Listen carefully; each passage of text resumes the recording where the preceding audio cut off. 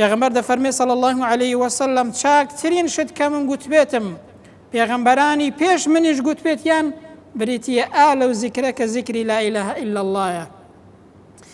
بەڵێ لا إله إلا الله کلیلی بەهەشتە لەو دنیادا بۆ ئاخرەت، بەڵام ئەو کلیلەیەش بێگومان دەبێ ئینسان لە پێناوی ئەو لا إله إلا اللهدا بژێت، دەبێ ناوەڕۆکی ئەو لا إله إلا الله جێبەجێ بکات، دەبێ لەسەر ئەو لا إله إلا الله بمرێ و بژێت، ئەو جا کلیلی بەهەشتی دەست دەکەوێت، نەک تەنها بە زمان بیڵێ بەڵام کردەوەکانت پێچەوانەی ئەوە بێت.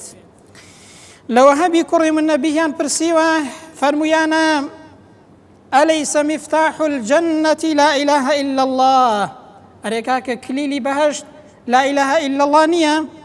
فەرموویەتی بەڵێ کلیلی بەهەشت لا إله إلا اللهە، کلیلی دەرگای بەهەشت لا إله إلا اللهە، بەڵام وەریا بە هەموو کلیلێک ددانەی هەیە، بەو ددانانە نەبێت دەرگاکەی پێ ناکرێتەوە. دەی دەفەرمێت ددانەی ئەو کلیلەیە بریتیە لە مەرجەکانی لا إله إلا الله، بریتیە لە داخوازیەکانی لا إله إلا الله، بریتیە لە ڕاستکردن لەگەڵ لا إله إلا الله، بریتیە لە ژیان لە پێناوی لا إله إلا الله، مردن لەسەر لا إله إلا الله. ئەو جا ئینسان کلیلی بەهەشتی دەست دەکەوێت.